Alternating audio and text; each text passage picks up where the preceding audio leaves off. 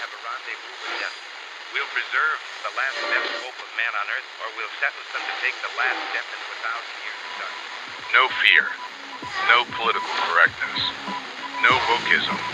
You're listening to Underground USA.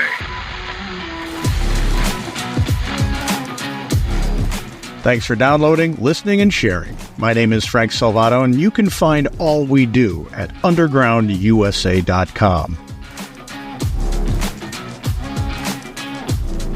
Never let it be said that establishment operatives within the Republican Party apparatus can't snatch defeat from the jaws of victory.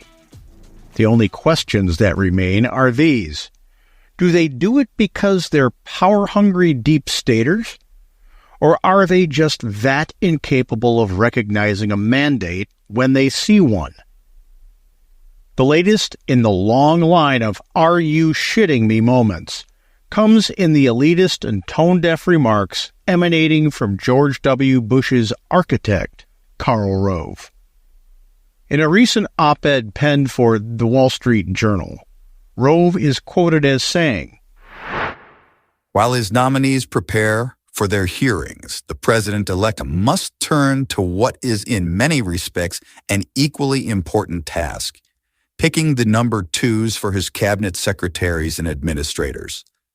It will be especially important for Mr. Trump's picks to have capable number twos as undersecretary, deputy secretary, and chief deputy administrator, titles that vary from place to place, especially if the number one is new to government or that department's function." Rove states that those number twos, and I'm sure that no pun was intended, should be people who have served in the agencies, departments, and commissions and know how they function, adding the entire process might be confounding even to the most purpose-driven leader. Rove finishes up his piece by saying, "President-elect Trump needs people who have been in the trenches, grappled with the bureaucracy, and have some sense of its powers to distract, delay, and misdirect.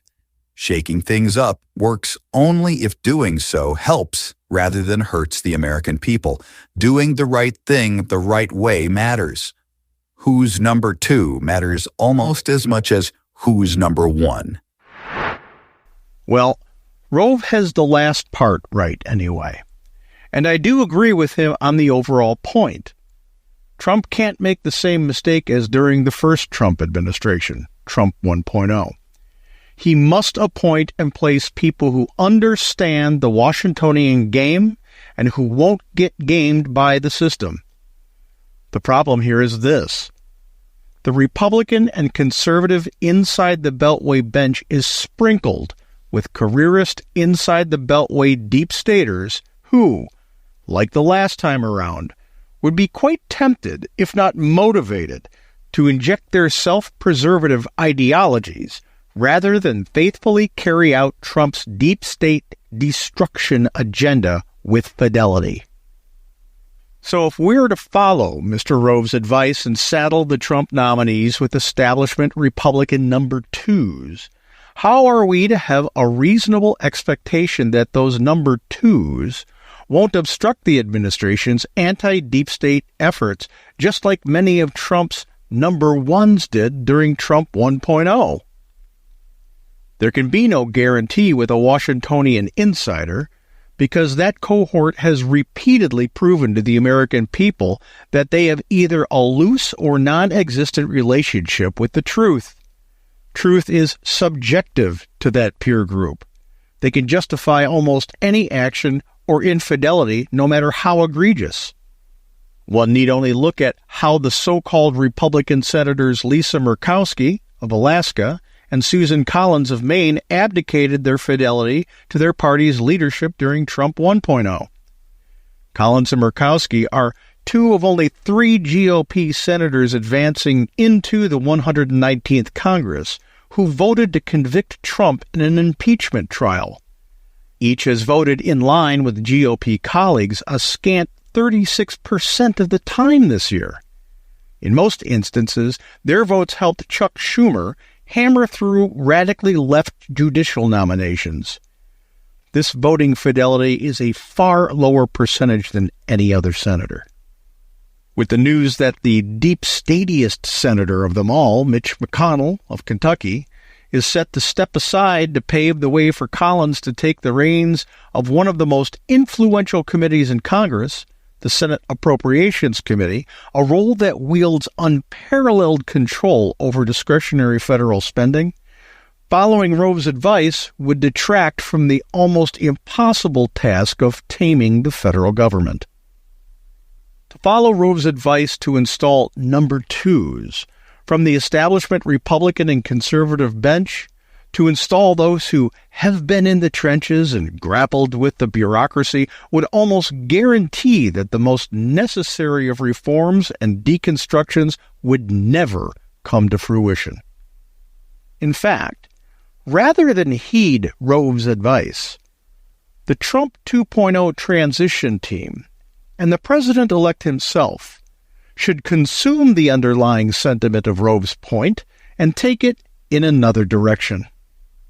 Instead of placing establishment GOP bench sitters into the number two positions, as Rove suggests, why not seek out, vet, and appoint those who understand the Washingtonian inside the Beltway games, but who have been screwed over by the deep state establishment? Strategically gather a group of potential second-in-commands who have a vendetta against those defending the status quo and the deep state bureaucracy itself. A battle-hardened number two, with a burning desire to shatter the Washington swamp, adept at navigating Trump's appointees through the minefield of bureaucratic sabotage laid by the deep state parasites, will be the linchpin in executing Trump's 2.0 agenda with ruthless efficiency. The next step is to start decontaminating the sewage pipe that maintains the steady flow of retreaded staffers that regurgitate through the departments, agencies, and commissions, not to mention the cesspool of deep state, leaky careerist staffers who actually run the congressional offices on Capitol Hill. Once those things are done, we actually have a chance to take back our republic, thanks to the man the far left calls Hitler. If you like the podcast, please go over to undergroundusa.com and sign up for our Substack. Come straight into your email inbox, circumventing the censors and the fact-checkers of social media. And please know, the top Substacks are chosen for AI-generated search engines based on the number of likes and paid subscriber comments. That shows engagement. Liking and commenting are ways to show your support for our work. And as Christmas approaches and people gather to celebrate, please remember to talk politics, current events, and religion with your family, friends, colleagues, and acquaintances. When we have these conversations, we start to understand that we have more in common than we do in difference, that we want the same things for ourselves and our families. That's when the dividers of the deep state lose their ability to divide us. And that's a great thing. You're listening to Underground USA. No fear, no wokeism, and no political correctness. My name is Frank Salvato.